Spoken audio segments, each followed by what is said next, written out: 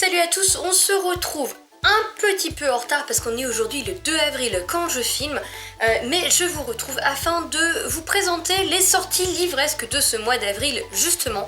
On va donc commencer sans tarder avec le 1er avril, puisqu'hier il y a en effet eu quelques sorties plutôt super intéressantes. Tout d'abord, chez Pocket Jeunesse est sorti Ambre les dragons de glace par Heather Fawcett. Ici, nous allons donc rencontrer le personnage d'Ambre, qui est une dragonne de feu, ou plutôt devrais-je dire qui était une dragonne de feu, avant que son père ne décide de la transformer en humaine pour lui sauver la vie, puisqu'il semblerait quand même que le monde des dragons soit quelque peu sans pitié et que la traque y soit très facile. Sauf que malheureusement pour la petite Ambre, on va dire que sa capacité pour le feu n'a pas vraiment baissé, puisqu'au-delà d'une certaine température, son corps prend feu.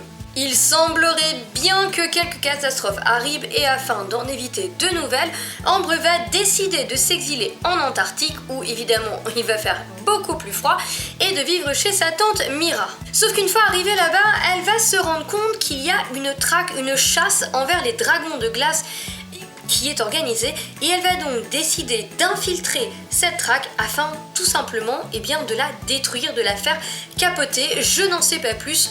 C'est un roman jeunesse, ce n'est pas du young adulte, mais j'avoue que le pitch, moi, voilà, dragon, c'est tout.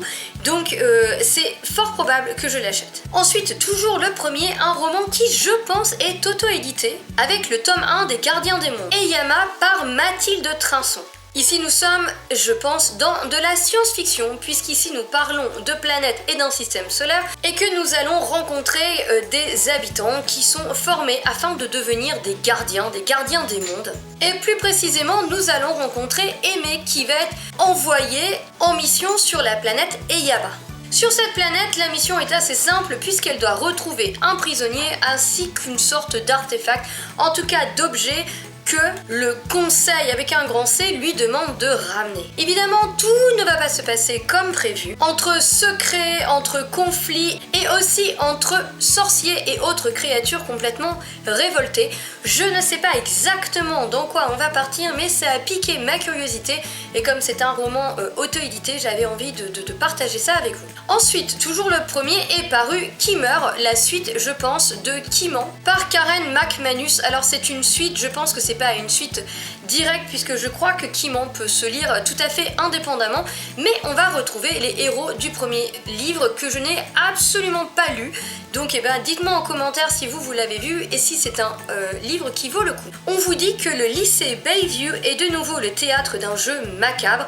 Action ou vérité, vous connaissez, on relève un défi où un de ses secrets est dévoilé. Sauf que a priori le jeu ne tourne pas très bien, en tout cas l'un des camarades va mourir et les 3 héros du premier tome ne vont pas vraiment avoir d'autre choix que d'essayer de trouver le coupable puisqu'il semblerait bien qu'il soit soupçonné. Je n'en sais pas plus, je n'ai pas lu le tome Kiman, j'allais dire le tome 1 mais non, le tome compagnon, donc voilà, je ne peux pas vous en dire plus, en tout cas pour ceux qui l'ont lu, cette suite arrive. Ensuite, chez Pocket Jeunesse est sorti Assoiffé par Tracy Wolff. Alors je ne sais pas vous, mais alors moi, la couverture, elle me fait à 3000% penser aux couvertures de Twilight. Je trouve quand même qu'il y a une sacrée similitude. Et honnêtement, quand je lis le résumé, ça a l'air un peu pareil. Alors moi perso, on va laisser se finir se gratter. Voilà, merci. Moi perso, j'ai pas lu Twilight et pour être honnête avec vous, j'ai pas regardé les films jusqu'au bout. J'ai pas découvert ça au bon âge, je pense, et du coup j'ai jamais... En fait, j'ai vu que les films et je les ai trouvés un peu caricaturaux et ça m'a un peu gonflé et du coup j'ai jamais découvert les livres, peut-être à tort. En tout cas, Assoiffé ici a quand même des airs de Twilight. Écoutez un peu. Ici, nous allons rencontrer Grace qui est une humaine, la seule humaine dans une académie, fréquentée par des créatures surnaturelles telles que vampires, loups-garous, etc. Le petit problème, c'est qu'il semblerait que Grace va vite, mais très vite s'apercevoir que tout ce petit monde la déteste tout simplement. Et d'ailleurs, il semblerait bien que la haine qui lui voue soit peut-être le seul point commun, le seul lien entre toutes ces créatures. Sauf qu'évidemment, elle va rencontrer un beau et ténébreux vampire du nom de Jackson, dont elle ne pourra pas se détacher, elle va être complètement sous sa coupe. Jackson qui évidemment est un vampire qui souffre de souffrances ancestrales. D'ailleurs, on vous dit Ancestral, il est toujours au lycée. Donc là aussi, si ça fait pas penser à Vampire Diaries ou à Twilight, moi je sais pas. Sauf que évidemment, se rapprocher du superbe et magnifique vampire pourrait mettre tout le monde en danger. Voilà, je ne sais pas, j'attends d'avoir des avis parce que franchement, on dirait un fac-similé, une copie de Twilight, Vampire Diaries et voilà, toutes ces séries-là. Je sais pas, franchement, si c'est cucugnangnang, la praline romantique à souhait, moi ça ne me plaira pas. Après, n'hésitez pas à revenir vers moi pour me dire ce que vous en avez pensé ou est-ce que le résumé vous tente ou pas. Ensuite, on va passer au 2 avril, donc aujourd'hui, est sorti l'Oasis. Le tome 1, Le Monde Caché, par Maeva... Alors, si vous le prononcez à la française, ça va faire Le Juet. Et si vous le prononcez à l'espagnol, ça serait plutôt l'Héroise ou j'en ai aucune idée. Bref, désolé pour le massacre du nom. Et donc, c'est sorti aujourd'hui chez Alter Real. Nous allons rencontrer Dawn Danger qui aujourd'hui a 18 ans et qui, sur un coup de tête, décide de se faire tatouer. Sauf que le tatouage qu'elle va recevoir... Elle pensait juste se faire un tatouage, montrer qu'elle était majeure, qu'elle était adulte. Sauf que non, il semblerait bien que ce tatouage ait quelques pouvoirs, quelques dons, et elle va donc rencontrer un nouveau monde par le biais de ce tatouage. Ce nouveau monde s'appelle, je vous le mets dans le mille, l'Oasis, et il est peuplé par des gens qu'on appelle les natifs, qui ont tous des pouvoirs liés aux éléments. Et on vous dit, parce qu'évidemment c'est du young adulte, et dans ce monde il y a Chiron et son sourire ravageur, ses yeux bleus perçants et les mystères qui l'entourent. Voilà, on est dans du young adulte, il va falloir quand même qu'on ait une petite romance. Bon, sauf que ces deux personnages ne vont pas faire que de se regarder dans le blanc des yeux, puisqu'apparemment ils vont devoir s'allier afin de déjouer des complots qui menacent les deux mondes, le monde de Grace, donc le nôtre, et le monde des natifs, celui de Chiron. Donc à voir, ça peut être tout à fait sympa si on ne rentre pas dans une romance niaise et qui a de l'action à découvrir. Le 6 avril, un roman chez Plume Blanche maintenant qui me plaît beaucoup avec Alunia, le tome 1, écrit par Tiff. On va donc rencontrer le personnage de Léa qui apparemment avait une vie plutôt vide de sens, mais il y a quand même une chose dans sa vie à laquelle elle ne s'attendait pas, c'était de mourir, foudroyée. Mais oui, elle est bel et bien morte, ou peut-être que pas tant que ça. Pour être honnête, je n'en sais pas beaucoup plus, mais c'est vrai que ça m'a piqué cette histoire de la nana qui est morte, mais peut-être pas tant que ça, etc. On peut supposer qu'elle va tomber dans une sorte de monde parallèle ou je ne sais pas trop. Et on vous dit... Bienvenue sur Alunia, où magie ancestrale et nouvelles technologies se côtoient intimement et où les âmes tendent à receler de mystérieux pouvoirs qui, mal utilisés, engendrent de terribles conséquences. Voilà, j'aimais bien ce côté Alunia avec nouvelles technologies, pouvoir, je trouve que des fois ça peut avoir un côté super sympa. Ensuite, le 7 avril va sortir chez MMM Bookmark, un livre dont je n'ai pas lu le tome 1, mais honnêtement, ça me plaît vraiment, je pense que je vais le commander, avec Dossier Fantôme, le tome 2. C'est écrit par April Baker, avant que j'oublie de vous mentionner le nom d'autrice. Je vais vous lire le début du résumé parce que je trouve qu'il est extrêmement bien fait et je vois pas comment je pourrais mieux résumer l'essence du roman et aussi le côté humoristique. Voir les fantômes, facile. Être poursuivi par un démon, ça craint. À 17 ans, Matty Hathaway a survécu à une tentative de meurtre, aux familles d'accueil ainsi qu'à une tueuse en série. Oh, et elle voit aussi régulièrement des fantômes. On pourrait croire que le destin la laisserait un peu tranquille du coup, n'est-ce pas? Non, pas Matty. Et donc, dans cet épisode, il semblerait qu'elle va se retrouver au beau milieu d'une maison hantée pleine de fantômes qui ne veulent qu'une seule chose, c'est que Matty rejoigne leur rang. Voilà. Elle me tente, c'est de l'urban fantasy, mais c'est une série qui me tente et honnêtement, je pense que je vais laisser sa chance au tome 1. Si certains d'entre vous l'ont déjà lu, n'hésitez pas à me dire en commentaire ce que vous en avez pensé. Allez, toujours le 7 avril, puisqu'on parlait juste avant, le roman d'avant, de monde où on mélange magie et nouvelles technologies, on recommence avec Kate Daniels, le tome 10, Triomphe magique, écrit par Ilona Andrews et apparaître évidemment chez MMM Bookmark. Il s'agit du dernier opus de la saga de Kate Daniels. J'avais commencé le tome 1 il y a des années. Je pense qu'il faudrait que je relise ce tome 1 pour continuer la saga. Je l'avais lu en fait sur ma liseuse et du coup je l'oubliais assez souvent parce que je suis pas très liseuse. Et du coup je l'ai lu très haché et j'ai eu du coup du mal à appréhender l'univers et je pense qu'il faudrait que je le relise en papier d'une traite afin justement de pouvoir mieux appréhender cet univers où vous avez comme ça des vagues de magie et que je crois quand il y a des vagues de magie ça stoppe toute technologie, enfin Il y avait tout un monde qui était quand même super bien fait. Toujours le 7 avril, un roman que je n'ai pas commencé, une série que je n'ai pas commencé, avec le tome 2 de Calam, écrit par Paul Beorn et apparaître aux éditions Brajlon. Ici, nous sommes dans de la fantasy et nous allons nous retrouver au royaume de Westalie, qui vient de connaître un an de guerre civile, un an au bout duquel la rébellion a été écrasée. Et du coup, le chef de cette rébellion, Darandal, est tué par le roi lui-même, tous ses partisans sont jetés au cachot, bref, fin de la rébellion. Ici, nous allons aussi rencontrer un autre personnage qui s'appelle Darterak, que l'on appelle légendier. Donc je suppose qu'il a pour but de raconter des légendes et il va aller trouver Mora, qui était la première lieutenante de Darandal, et il va passer un marché avec elle, sa liberté, le droit de ne pas se faire exécuter contre le récit de la vie de cette légende vivante qu'était Darandal. Donc Mora va accepter, va commencer à raconter cette histoire, mais elle semblerait qu'elle ait une idée derrière la tête, une idée d'évasion et une idée peut-être de vengeance, en tout cas de perpétuer la lutte de son chef.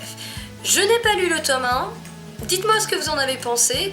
Franchement, le résumé, il a l'air top, mais tout va dépendre des personnages, parce qu'ici, on vous raconte une légende comme Darandal, on vous parle de Mora. Si ces deux personnages ne sont pas intéressants, le roman va être plat. Par contre, si comme David Gemmell, il sait vous apporter du caractère au personnage et que ça vous prend aux tripes, je pense que ça peut être extraordinaire. Et je vous dis David Gemmell parce que c'est typiquement le genre d'histoire qui me fait penser à la fantasy à la David Gemmell.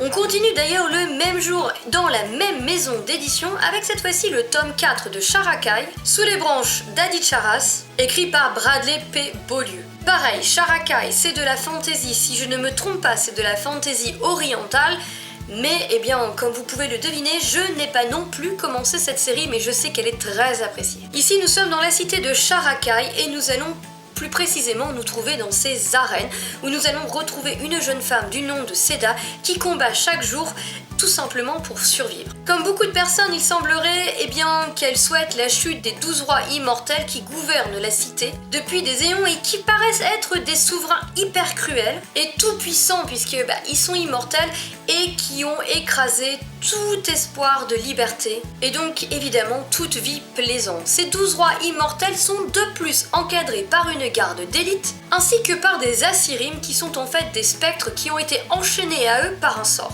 Mais une nuit, tout va changer puisque Seda va oser braver leur autorité alors même que les spectres rôdent dans la ville. Et il semblerait que l'un de ces spectres va lui glisser à l'oreille quelques mots qui résonnent en elle puisqu'elle connaissait ses paroles. Et Seda va être plongée dans toute une quête, dans des secrets, etc. qui visiblement pourraient bien changer le cours des choses. Je n'en sais pas plus, ça a l'air très complexe, ça a l'air très riche comme univers. Je pense honnêtement que je découvrirai cette série un jour, mais je crois que ce sont tous de sacrés pavasses, donc ce sera peut-être pas ma priorité tout de suite, je vais peut-être attendre que la série se finisse.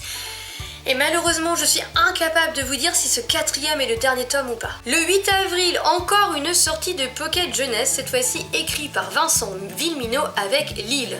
On va retrouver ici des ados qui vont être coincés sur une île aux airs un peu post-apocalyptiques. Et voilà qu'ils espéraient du secours, le secours ne va pas venir, ils vont devoir faire face à énormément de dangers.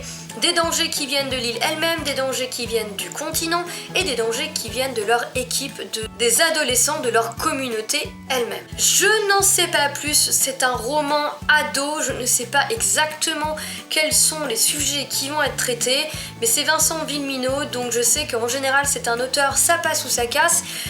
Donc je vais suivre les retours qu'il y a dessus parce que voilà, je trouve que ça peut être très intéressant. Toujours le 8 avril va paraître chez 404 L'Enragé par Jennifer Tellier. Ici nous sommes encore dans de la fantasy, et oui c'est un mois riche en sorties fantasy, et nous allons nous retrouver dans le royaume de Cardamen où le roi est mourant.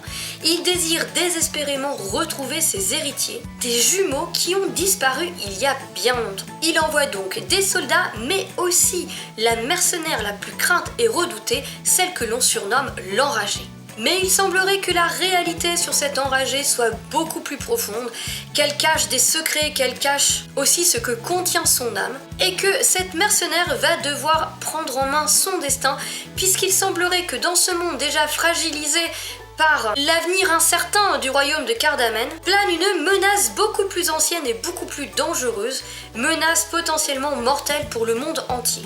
On reste le 8 avril et on va maintenant partir aux éditions Le Bélial avec Arm Shadow, écrit par Priya Sharma. Ici, vous allez vous retrouver en Angleterre durant l'ère victorienne. Nous allons rencontrer Claire et John Bellman qui vont être contraints de quitter la ville de Bath afin de retrouver la demeure familiale d'Ormsleep qui est dans la région d'Arm Shadow.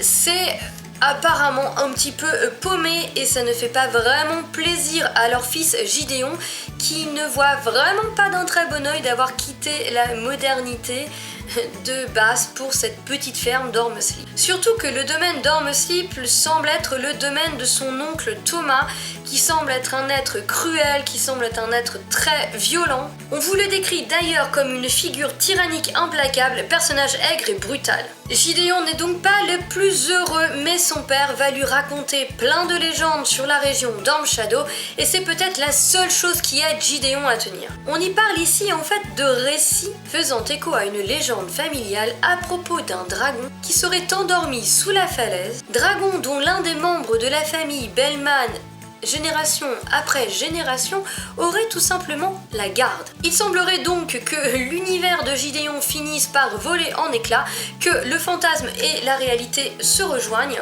et que évidemment Gideon va devoir faire face à son destin, et je suppose que les dragons n'y seront pas étrangers. Le 9 avril, c'est Inceptio qui nous offre une nouvelle sortie avec Surnaturel tome 2 Transformation, la partie 2. Comme vous le savez, je vous l'ai déjà dit, Surnaturel, il y a des tomaisons et chaque tomaison est en plusieurs parties. Et avant que j'oublie, c'est écrit par E.J. Swan. On va ici rencontrer Evalina qui a perdu toute sa famille dans des circonstances épouvantables et elle est la seule survivante.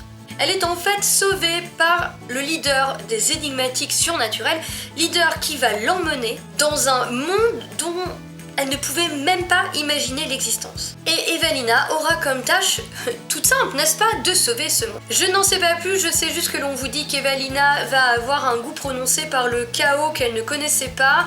Je ne connais donc pas la nature de ce personnage ni la nature de cet univers, mais j'ai le tome 1 dans ma palle et je compte le découvrir très prochainement. Le 9 avril, toujours, va sortir le tome 2 de The Loop qui s'appelle The Block. C'est écrit par Ben Oliver à la Martinière Jeunesse Fiction. Ici, nous sommes tout simplement dans de l'anticipation et les guerres ont totalement disparu depuis que le monde est gouverné par une intelligence artificielle nommée Happy. Et le Loop dans ce monde est tout simplement la prison ultramoderne du district 86 où les prisonniers font face à une espèce de routine un peu malsaine, un peu écrasante puisque chaque jour on les vide littéralement de leur énergie. Et comme ce n'est pas assez, tous les 6 mois ils ont le choix, soit ils sont les cobayes d'expériences scientifiques dont on ne sait pas trop les résultats, soit ils meurent. Vous allez rencontrer ici Luca, Kina et Malakai et apparemment ils ont plutôt eu de la chance parce qu'ils ont toujours survécu aux expériences malheureuses qu'on a faites sur eux. Sauf qu'il va se passer quelque chose d'inhabituel dans le loop et il semblerait bien que leur chance de survie soit très mince, donc Luca va décider de faire en sorte que tout le monde puisse s'échapper. Sauf que lorsqu'ils vont réussir à s'échapper, s'ils y arrivent, ils vont peut-être se rendre compte que le monde n'est pas aussi parfait qu'Happy le prétend. Happy aurait-elle perdu le contrôle et que se passe-t-il très exactement ? On vous dit le premier tome d'une dystopie hallucinante et survitaminée à la croisée de Prison Break, The Walking Dead et Hunger Games. Franchement, j'avoue que ce livre-là, il me tente de trop. J'ai pas entendu parler j'ai pas vu de retour dessus, donc je suivrai avec plaisir. Le 14 avril, une sortie que beaucoup d'entre vous vont attendre. Moi, je n'ai pas lu le tome 2 puisque le tome 1 s'appelle Le Prince Cruel. Et en fait, cette série s'appelle The Folk in the Air. Le tome 2, Le Roi Maléfique. C'est écrit par Holly Black et c'est à paraître chez Rajo. J'ai entendu des chroniques dithyrambiques sur le tome 1, donc je gage qu'il faudrait que je le découvre.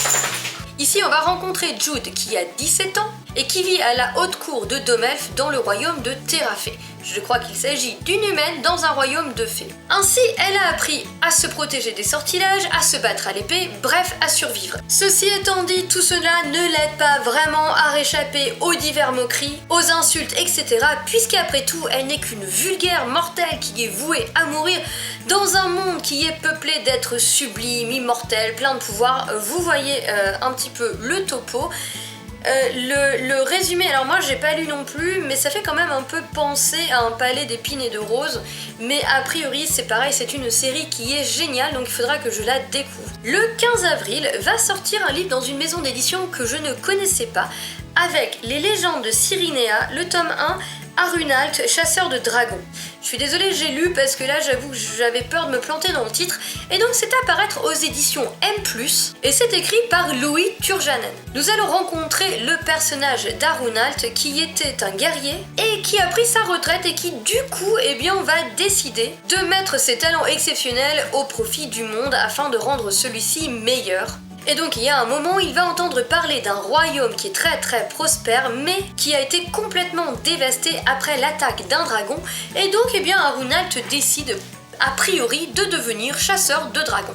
Je n'en sais pas plus, si vous connaissez la maison d'édition ou ce livre, n'hésitez pas à m'en faire part. Le 15 avril, toujours une autrice que j'ai découvert il y a pas longtemps dans une autre série, puisque chez Panda Jones, écrit par Jupiter Phaeton, va paraître September Jones, le tome 3, Revenant, Shaman et compagnie. Idem, je vais vous lire le résumé parce que je pense que ce sera beaucoup plus parlant.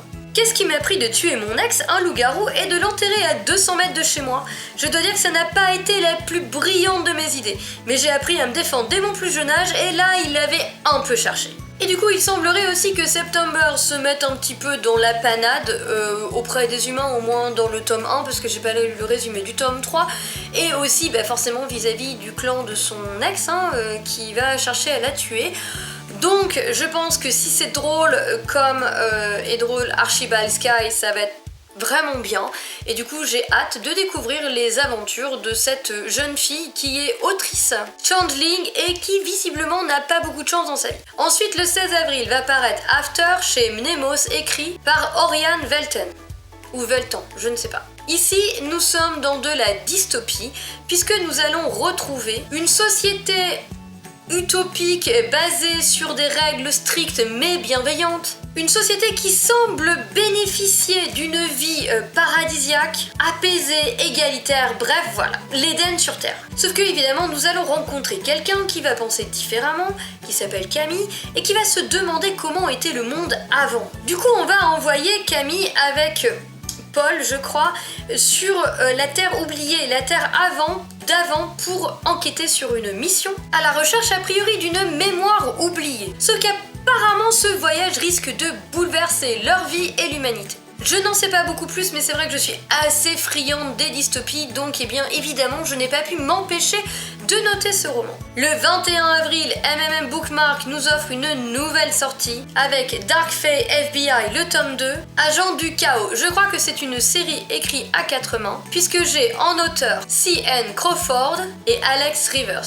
Ici, nous rencontrons une profileuse du FBI qui va enquêter sur un tueur en série qui a la particularité d'être une créature surnaturelle et plus précisément un fée. Évidemment, la traque ne va pas être des plus faciles, elle va même être elle-même soupçonnée, elle va être attirée par un fée qui fait quand même partie des suspects, et finalement notre fée tueur en série va carrément l'emmener dans un monde, l'un des royaumes magiques, sauf que elle ne va pas se laisser faire puisque le fée n'est pas le seul à pouvoir utiliser la magie. Ensuite, le même jour va paraître chez Milady le tome 2 de Shane Davis, lui blond et paumé, écrit par Jackie May.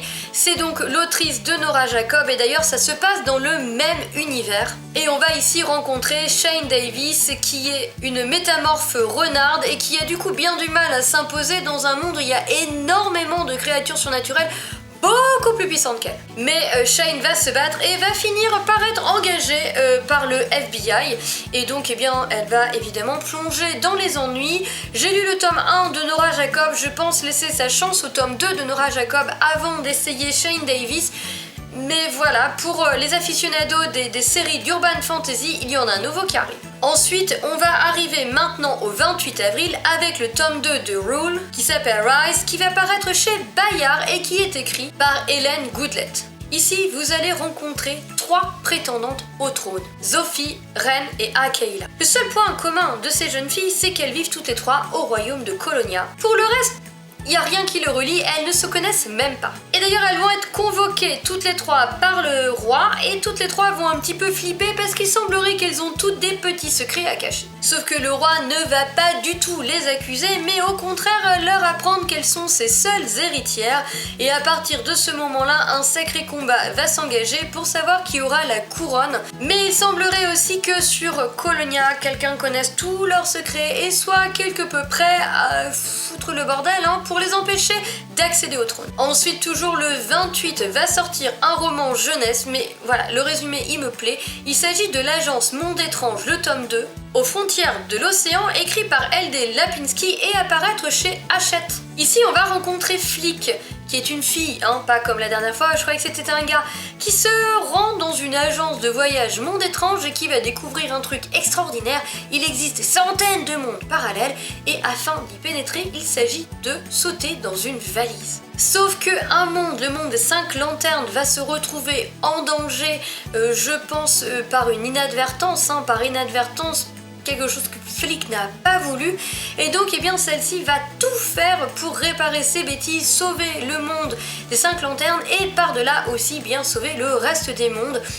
Ça a l'air, franchement, ça a l'air trop choupinou et je pense que je vais le découvrir le jour où j'aurai besoin d'un livre un petit peu doudou qui se dévore en 2 temps 3 mouvements. Je pense que je le lirai avec plaisir. Maintenant, le 29 avril, une sortie très attendue puisqu'il s'agit du nouveau roman à paraître chez De Saxus avec Devabad, le tome 1, La Cité de Leto. Et c'est écrit par S.A. Chakraborty. Ici, nous allons nous retrouver dans les rues du Caire du XVIIIe siècle. Et nous allons trouver Nari qui ah oui, quelques petits pouvoirs. Non, en fait, c'est une arnaqueuse qui fait des tours de passe-passe afin d'impressionner tous les Ottomans qui passent. Sauf que l'une de ces arnaques ne va pas très bien se passer puisque Nari, sans le faire exprès, va invoquer un djinn. Et du coup, elle qui pensait que le monde magique n'était que féerie enfantine va se rendre compte qu'en fait, il est bel et bien réel. Et le djinn va lui raconter des histoires, des légendes et notamment une légende qui concerne Devabad, la légendaire cité d'Airain, cité qui semble inextricablement liée à Nari. Je n'en sais pas plus, je n'ai pas voulu en lire trop, je pense que je vais précommander ce roman si possible avec une couverture hardback et je vais commander ça à ma librairie et je le découvrirai avec plaisir parce que en général De Saxus sort quand même de très très bons livres. Donc le 29 avril, toujours, il va aussi y avoir une sortie aux éditions du Chat Noir qui me fait de l'œil puisqu'il s'agit du nouveau roman d'Estelle Wagner avec Les Chuchoteurs, le tome 1, Le Prince des Oubliés. Ici, nous allons rencontrer un frère et une sœur, ils sont jumeaux, ils ont 16 ans, ils sont orphelins. Mais à part cela, ils ont une vie plutôt normale. Trouver une petite amie, arriver à l'heure au bahut, essayer d'éviter de faire ses devoirs et les tâches ménagères. Sauf que toute leur certitude, toute leur banalité va être balayée d'un coup de vent dans un monde où une partie de la population contrôle la magie des éléments. Et en fait, ce qui va faire que leur petite vie tranquille est balayée, c'est qu'ils vont se rendre compte que, eux-mêmes possèdent cette magie des éléments et que ça met un petit peu une cible sur leur tête et aussi qu'ils vont apprendre à vivre dans un monde où, en résumé, il s'agit de tuer ou être tué. Les voilà donc impliqués dans la communauté des chuchoteurs, des êtres à part qui manipulent l'eau, la terre, le feu et l'air. Des êtres aussi qui côtoient des cryptides qui sont des êtres tout droit sortis des légendes. Des êtres qui s'entretuent toujours un petit peu plus pour un tout petit peu plus de pouvoir. Je n'en sais pas plus, leurs vies sont en danger, etc. Je sais qu'on y parle d'un chien aussi, donc ça c'est plutôt cool.